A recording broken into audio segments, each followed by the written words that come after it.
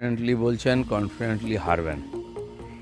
গত বছরও, গত 19 সালেও তারা বলেছিলেন 42টা পাবেন, মুখ্যমন্ত্রী হবেন মমতা ব্যানার্জি, হয়ে গেছে। একই কনফিডেন্টে বলছেন, একই রেজাল্ট হবে, 12টা সিট কমবে। আরও আমফানের মতো 20,000 করোড় টাকা, গতবারও তো সার্ভে হয়েছিল, তারপরে দেখা গেল টাকাগুলো সব টিএমসির কর্মীদের বাড়িতেই চলে গেল। মমতা ব্যানার্জি হচ্ছেন সেই নেত্রী যিনি কোর্টে যখন তার পক্ষে রায় যায় তখন হাইকোর্টকে ধন্যবাদ দেন, কোর্ট ঠিক আছে। যেই বিপক্ষে যাবে তখন কোর্টকে মানেন না, কোর্টকে তিনি সমালোচনা করেন। ভারতবর্ষে গণতান্ত্রিক ব্যবস্থায় রাজনীতি করে এইভাবে কোনো নেত্রী বলতে পারেন না, সংবিধান সে অনুমতি দেয়নি। কিন্তু বাঁচার রাস্তা নেই। যাদেরকে সুবিধা পাই দেবেন বলে সার্টিফিকেট দিয়েছিলেন তাদেরকে সান্ত্বনা দেবেন কি? অনুকরণ করছেন ওনারা, কিন্তু মোদি তো মোদি না, দিদি কোনোদিন মোদি হতে পারবে না।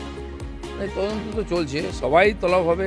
ইলেকশনের পরে আরও তাড়াতাড়ি ডাক পাবেন, তাড়াতাড়ি চা খাওয়ার সুযোগ পাবেন, অনেকে ভেতরে যাওয়ারও সুযোগ পাবেন। প্রধানমন্ত্রী বলে গেছেন তদন্ত এগোবে 4 তারিখের পরে, তার জন্য যেন টিএমসি নেতারা প্রস্তুত থাকেন।